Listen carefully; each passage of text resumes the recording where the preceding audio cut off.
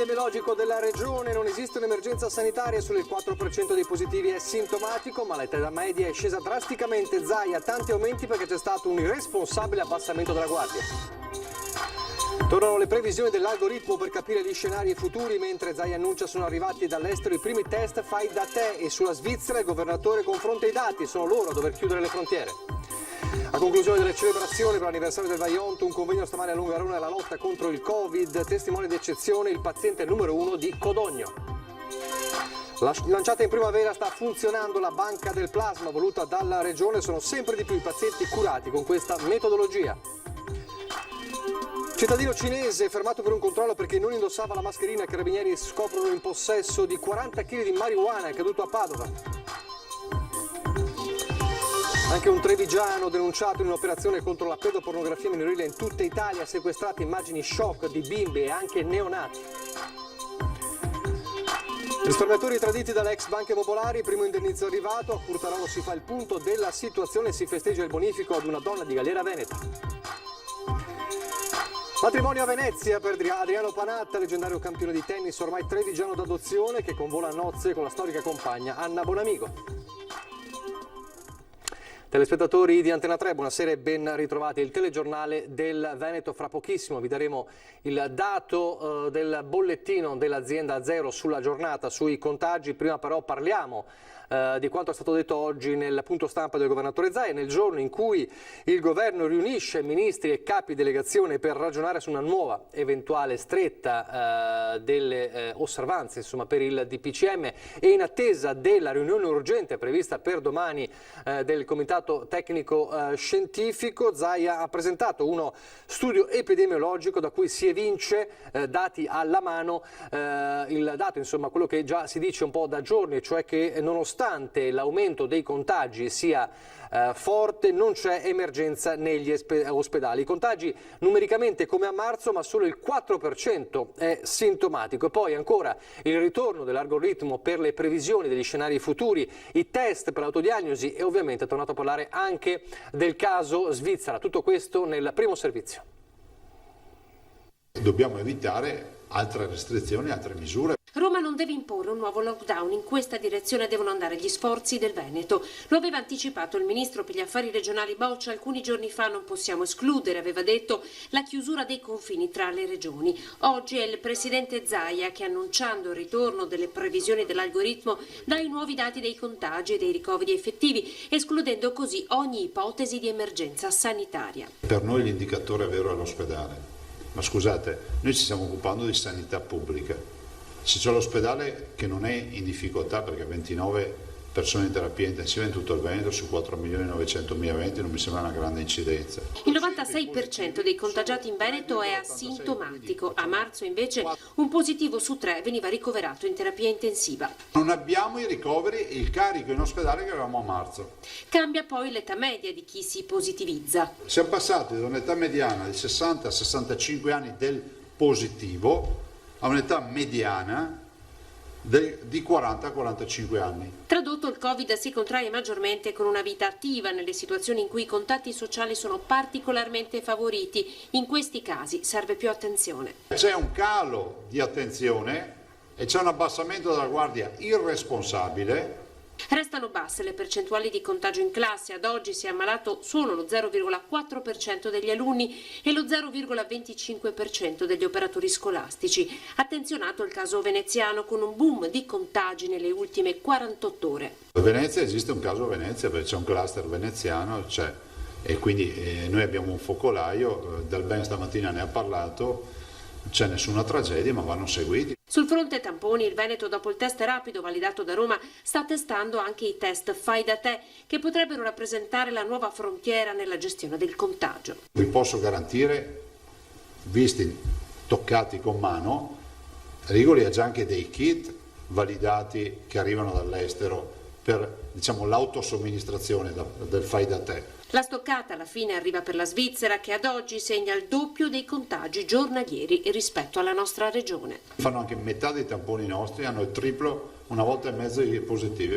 Forse dovremmo chiudere noi le frontiere. E E allora adesso vediamo i dati del bollettino dell'azienda Zero delle ultime ore. Come vedete 176 i contagi delle ultime ore della giornata di oggi, diciamo del pomeriggio, e come vedete in queste ultime ore è Treviso che torna a segnare il maggior numero di contagi con 52, resta invece però nel computo totale con stamattina Venezia ad avere il maggior numero di contagi nella giornata. 176 sono quelli delle ultime ore, sommati ai 413 della scorsa notte fanno 589 nuovi contagi nelle ultime 24 ore. Un dato interessante, è cambiato di poco la situazione delle terapie intensive che resta ampiamente sotto controllo. Vi faccio vedere il dato, sono 30, si è aggiunta una persona in terapia intensiva rispetto ai 29 di questa mattina. Ci sono invece 2 decessi in più rispetto al dato mattiniero, e sono 2 decessi registrati a Treviso. Insomma, la situazione, avete visto, è sotto controllo a livello clinico, chiaramente c'è l'aumento però epidemiologico. Allora, anche per questo e anche per la cosiddetta diagnosi differenziale è fondamentale la vaccinazione. Si parte in Veneto da lunedì con la campagna regionale, sono 1.300.000 le dosi acquistate.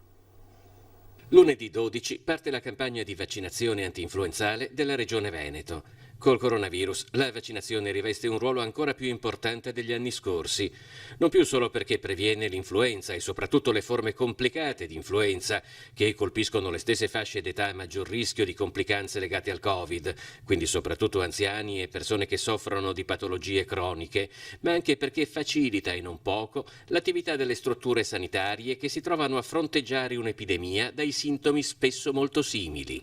La vaccinazione antinfluenzale e la prevenzione dell'influenza diventa ancora più importante perché favorisce la diagnosi differenziale, quindi semplifica la possibilità di capire a che cosa si possono attribuire i sintomi. Ovviamente una persona che è vaccinata è più sospetto, in caso presentasse dei sintomi simili influenzali, a dover accedere in qualche modo al tampone per la diagnosi differenziale. La soglia d'età entro la quale la vaccinazione è fortemente raccomandata e gratuita si è abbassata a 60 anni. Una raccomandazione estesa anche a coloro che convivono con una persona a forte rischio complicanze. Oltre al vaccino rimane fondamentale anche attenersi a quella serie di regole che compongono la cosiddetta prevenzione comportamentale.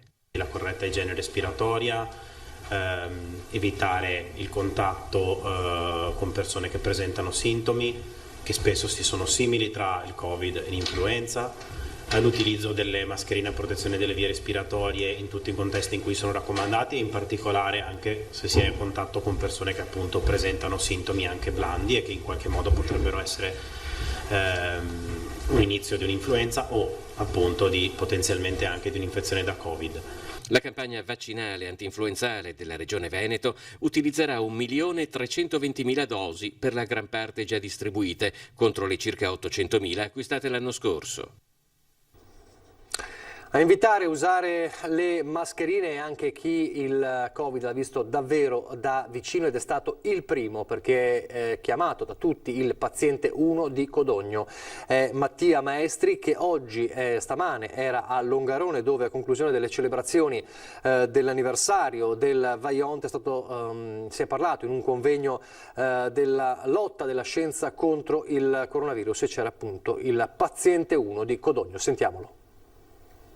Sono stato in coma, la macchina, e solo la macchina respirava per me. Io mi sono svegliato, o diciamo mi sono reso cosciente, quindi di capire bene cosa sta succedendo attorno al 21 di marzo, qualche giorno prima. 30 giorni di blackout, attaccato a un respiratore, così Mattia Maestri, il paziente 1 di Codogno, ha portato la sua testimonianza di sopravvissuto al Covid. Lo ha fatto con poche e semplici parole al Centro Culturale di Longarone, ospite del convegno organizzato a margine della commemorazione per i 57 anni dal Vajont.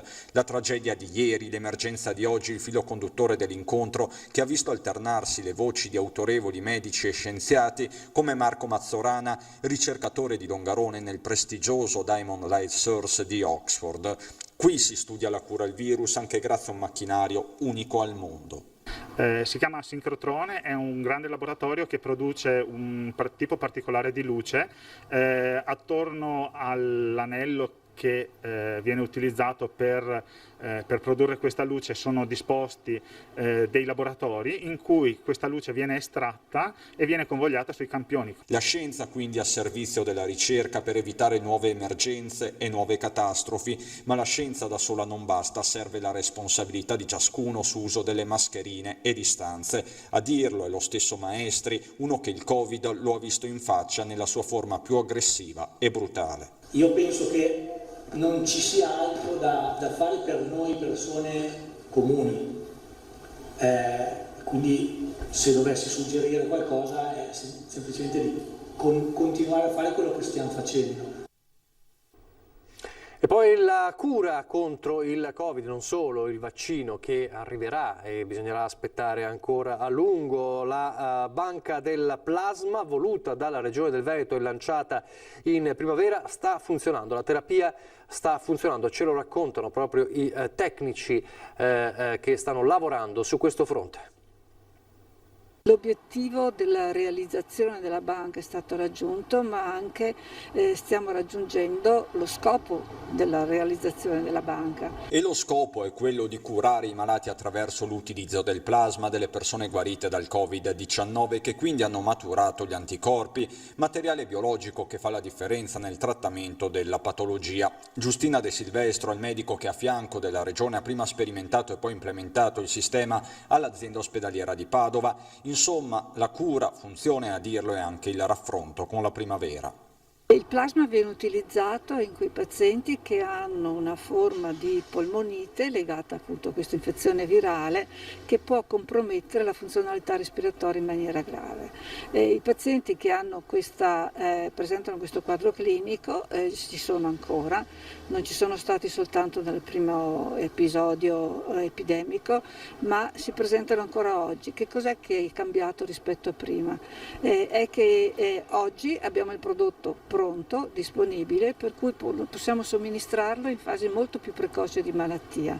E a cambiare non deve essere soltanto la cura, ma anche l'approccio al contagio, come stanno chiedendo molti microbiologi. In pratica, quando una persona positiva al Covid ha una carica virale molto bassa, dovrebbe essere considerata negativa. Un accoglimento di questa proposta cambierebbe ovviamente anche le statistiche, oltre a ridurre il numero delle quarantene.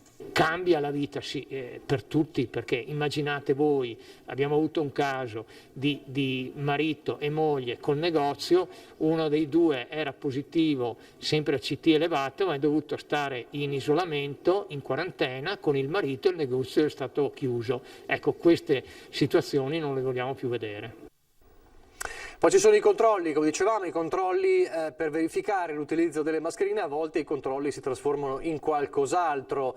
Ad esempio a Padova un controllo di questo tipo è diventato di fatto un blitz antidroga. Doveva essere solo un semplice controllo anti-Covid, si è trasformato invece in un maxi sequestro di droga. È accaduto a Padova, dove i carabinieri durante un servizio di pattugliamento hanno notato un cittadino cinese scendere dall'auto, prelevare un pacco e dirigersi dentro un'azienda di spedizioni, tutto senza mascherina. Considerate le disposizioni del DPCM sul Covid-19, i carabinieri hanno invitato lo straniero a indossare la mascherina, ma quest'ultimo ha reagito con nervosismo mentre si sforzava di reggere un pacco piuttosto pesante. Un atteggiamento sospetto che ha convinto i militari a controllare il pacco, dove non c'era nessuna etichetta di identificazione. All'interno erano nascosti quasi 9,5 kg di marijuana. Richiesti i rinforzi, i carabinieri hanno perquisito l'abitazione del 34enne cinese, trovando altri 14 kg di sostanza stupefacente e una chiave che apriva un'altra auto, dove all'interno c'era un cittadino cinese intento a sigillare pacchi con altri 16 kg di marijuana. I quasi 40 kg di droga sono stati sequestrati e 2 cinesi arrestati. Adesso ancora con la cronaca, ma questa volta non è legata al Covid, è un'inchiesta terribile che è partita da Catania contro la pedopornografia online, una maxi operazione con numerosi denunciati. Tra questi c'è anche un trevigiano, 3 invece gli arrestati, uno di loro addirittura era un carabiniere che a Napoli scambiava immagini e video di bimbi e purtroppo anche di neonati direttamente dal PC della caserma. C'è anche Treviso tra le 16 città in cui sono state operate le perquisizioni e i sequestri nell'ambito dell'operazione Scaccomatto contro la pedopornografia. 20 le persone denunciate, una di loro è trevigiana. 3 gli arresti tra Pisa e Napoli per detenzione e divulgazione di materiale pedopornografico nonché istigazione a pratiche di pedofilia e sadismo. Un quadro, quello disegnato dalla Procura distrettuale di Catania, che ha coordinato l'operazione condotta dalla polizia, agghiacciante. Racconta di una fitta rete nata per scambiare e divulgare materiale con contenuti raccapriccianti di abusi su minori, violenze, anche neonati. Tutti erano catalogati e divisi per sesso, etnia, età. In questo gioco criminale si sono infiltrati per oltre un anno poliziotti sotto copertura. L'operazione è scaturita da un monitoraggio del web e dal successivo rinvenimento di un sito ospitato su un server di un paese estero. Conteneva immagini di pornografia minorile e commenti che istigavano esplicitamente alla commissione di atti sessuali a danno dei minori, pubblicati da centinaia di utenti del tutto anonimi. Molti di loro, una volta entrati in contatto, si spostavano su altre piattaforme virtuali ritenute più sicure, con sistemi di anonimizzazione e servizi di messaggistica crittografata. Durante le indagini, agenti della Polizia Postale di Catania e del Centro Nazionale di Contrasto alla Pedofilia Online sono riusciti anche a localizzare alcuni dei luoghi degli abusi e a identificare 3 delle vittime. Per loro sono già stati attivati protocolli di copertura. Ancora la cronaca, stavolta però sempre dalla Marca, ma parliamo di un tragico incidente che ieri sera ha spezzato la vita di un 26enne trevigiano. È successo a Lancenigo di Villorba lungo la Pontebana. In queste ore il cordoglio di chi conosceva il giovane. Ti sono stato vicino in migliaia di mischie, fianco a fianco. Non sai cosa darei per farne adesso un'altra, per averti a fianco ancora. Stamattina ho appreso la brutta notizia e mi è caduto il mondo addosso. Mi mancherai un sacco. Sono tanti i messaggi di affetto nei social per Francesco Nardi, il 26enne trevigiano deceduto nell'incidente stradale avvenuto ieri sera poco dopo le 22 a Lancenigo di Villorba. Checco, come lo chiamavano in squadra, era molto conosciuto nell'ambiente del rugby, aveva giocato con il Villorba. Una giovane vita spezzata da un tremendo impatto con un'auto che procedeva in direzione opposta, che per cause ancora in corso di accertamento si è scontrata con la Golf condotta da un amico di Francesco. I 2 amici erano praticamente arrivati, dovevano recarsi nel locale al di là della strada per bere un aperitivo in compagnia. Nell'entrare nel parcheggio è venuto l'impatto con l'auto che viaggiava in direzione di Spresiano. Fatali le ferite riportate dal giovane rugbista che era seduto sul sedile del passeggero. Sul posto per i soccorsi sono intervenuti medico e infermieri del 118 con ambulanza e automedica.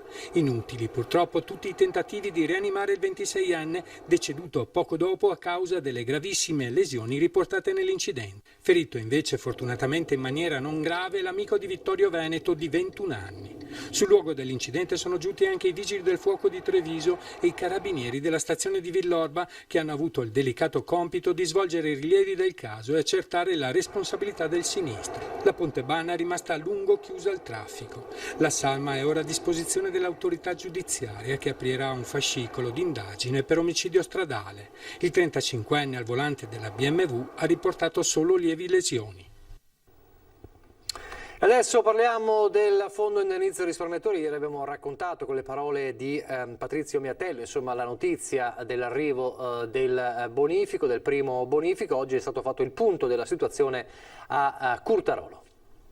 Quindi oggi è un giorno di festa, non preoccupatevi più, noi assieme a loro combatteremo perché questa vicenda finisca il più presto possibile. L'hanno chiamata la festa di inizio risparmio. Dopo 5 anni i risparmiatori truffati dalle banche popolari venete iniziano a toccare con mano il risultato di anni e anni di battaglie. Sono in arrivo i bonifici con la prima tranche dei rimborsi stabiliti dal FIR. La prima a ricevere l'acconto è stata la signora Mirka Cecchin di Galliera Veneta, ma sono già stati autorizzati altri ristori per i consumatori che in questi anni sono stati seguiti dall'associazione Zelino da Onara. Sappiamo che per circa una decina di persone il bonifico è già stato predisposto e spedito, siamo in attesa che la banca lo accrediti. Si tratta del 40% e del 30% autorizzato della Commissione Tecnica del Ministero dell'Economia che ha reperito i fondi evitando di toccare le tasche dei contribuenti.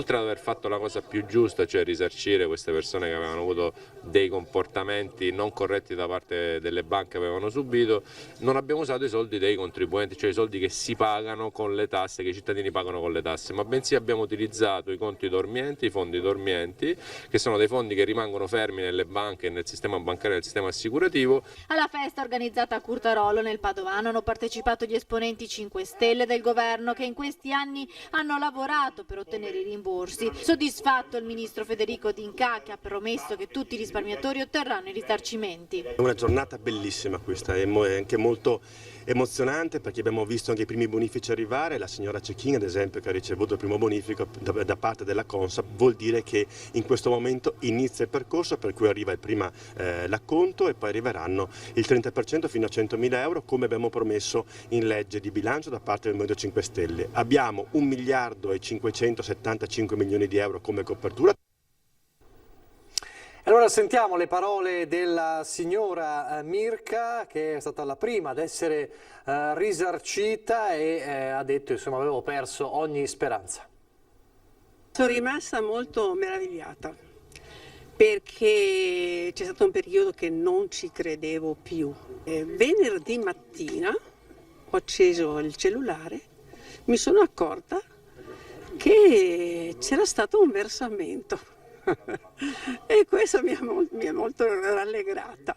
La prima telefonata la signora Mirka l'ha fatta l'associazione Zerino da Onara, che in questi anni l'ha seguita nella sua lunga battaglia per vedersi risarcire i risparmi bruciati nel crack delle popolari venete. La seconda telefonata alle amiche per invitarle a brindare a questo primo successo. Mirka Cecchin, pimpante signora di Galliera Veneta, ex operatrice sanitaria, ha lavorato per anni in ospedale a Bassano, è la prima risparmiatrice a ricevere un primo anticipo dell'indennizzo del FIR. Mirka mostra felice il bonifico, si tratta della prima tranche di rimborsi pagati dalla Commissione Tecnica del Ministero dell'Economia dopo il via libera dei ristori con la formula del 40% sul 30% del rimborso totale stabilito dal FIR.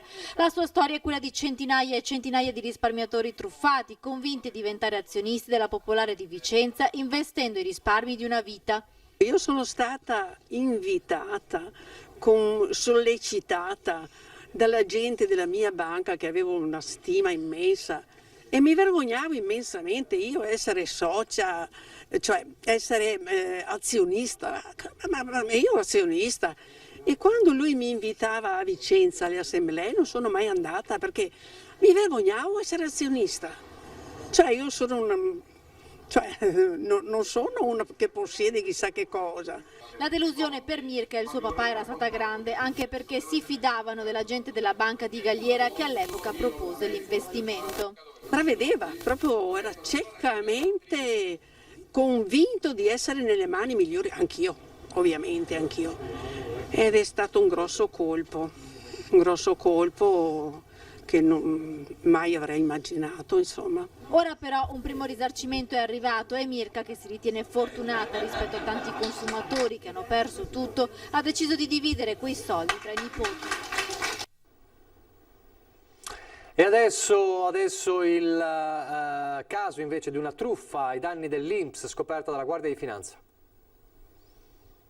Ditta individuale nel settore dell'edilizia a Vicenza assumeva personale per poi licenziarlo al solo fine di far loro usufruire del sussidio di disoccupazione o della maternità ai danni dell'INPS. A far emergere la truffa la Guardia di Finanza di Vicenza in collaborazione con l'Ispettorato del Lavoro e l'INPS stesso.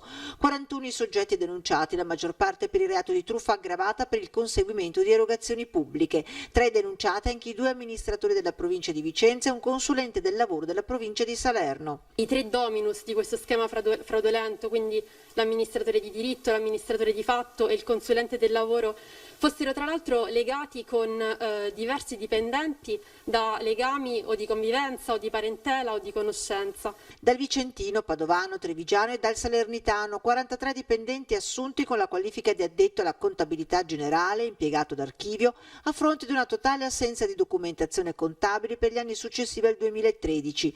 130 i soggetti di cui i finanzieri hanno passato al setaccio le posizioni, ruoli e funzioni inesistenti come la stessa ditta, pur avendo una sede di un palazzo al centro. Gli accertamenti hanno permesso di evidenziare appunto una totale sproporzione tra il numero dei lavoratori e il ruolo l'inquadramento dei lavoratori rispetto all'operatività dell'azienda, della ditta praticamente assente. Chiesto dai finanzieri il sequestro di beni per un importo complessivo di oltre 277.000 euro, di questi 125.000 sono stati cautelati con il sequestro di un immobile di proprietà del consulente salernitano.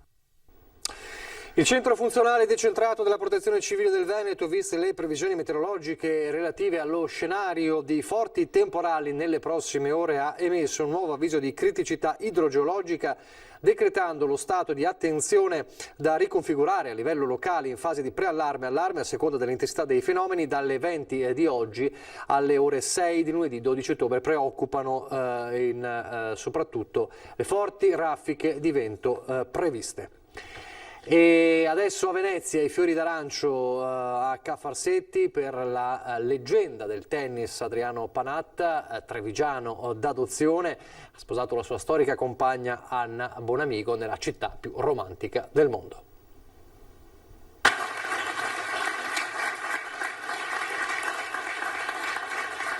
Non c'è età per la felicità. A 70 anni la leggenda del tennis italiano Adriano Panatta ha messo a segno il suo colpo di rovescio più riuscito, convolando a giuste nozze con la sua bella Anna Bonamigo. Panatta, romano di nascita ormai da tempo, è a tutti gli effetti trevigiano e la coppia ha scelto Venezia questa mattina per coronare questo sogno. Una giornata di felicità, per cui poi abbiamo scelto Venezia perché adesso abitando a Treviso veniamo molto spesso a Venezia e Venezia insomma si sa che è la città forse più romantica forse del mondo, neanche d'Italia, e poi io amo molto Venezia. E a chi gli chiede se Venezia superi Roma, lui risponde così. Non fate subito classifiche, io a Roma sono nato, sono cresciuto ed è nel mio cuore la città meravigliosa, però ormai la mia vita è cambiata e sono qui in Veneto, per cui Venezia mi sembrava il luogo migliore per sposarsi. Cerimonia riservata con rito civile nel Salone Nobile di Ca' Farsetti. A celebrare il matrimonio è stato il magistrato Carlo Nordio, amico intimo della coppia. Tra gli invitati il sindaco e il vice sindaco del comune di Treviso Mario Conte e Andrea De Checchi, Luigi Brugnaro, primo cittadino di Venezia, e Philippe Donnet, CEO del gruppo Generali. Poi Nordio ha presentato così la sposa. Anna è una leggenda di Treviso. Per restare nell'ambito della filosofia greca evocata dal nostro governatore, direi che riassume i concetti fondamentali dell'estetica e dell'etica greca, il kalos e kai agazos, il bello e il buono. Complimenti e auguri allora agli sposi, vi lascio alle previsioni del tempo, grazie per averci seguito e arrivederci.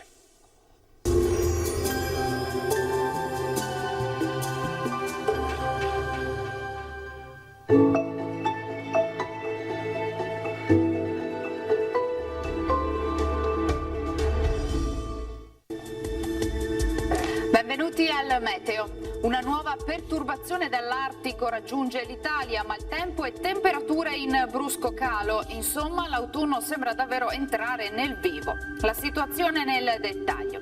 Sul Veneto condizioni spiccatamente instabili con piogge e temporali diffusi sin dal mattino e un po' per tutto l'arco della giornata, localmente anche di forte intensità. Limite della neve in abbassamento fino a circa 1000-1200 metri sulle Dolomiti. Clima come detto più freddo con temperature minime tra i 5 e gli 11 gradi, valori massimi compresi invece tra 11 e 14 gradi all'incirca. Ci spostiamo ora sul Friuli Venezia Giulia, anche qui precipitazioni temporalesche dappertutto, localmente molto forti, dunque attenzione. Temperature minime fino a 9 gradi, massime invece sui 12-15 gradi. Ci spostiamo infine sul Trentino Alto Adige, dove non cambia lo scenario, anche qui piogge diffuse anche intense. Temperature minime sui 6-7 gradi, valori massimi invece fino a 14 gradi. Dal meteo per ora è tutto, io vi auguro un buon proseguimento in compagnia di Antena 3. Arrivederci.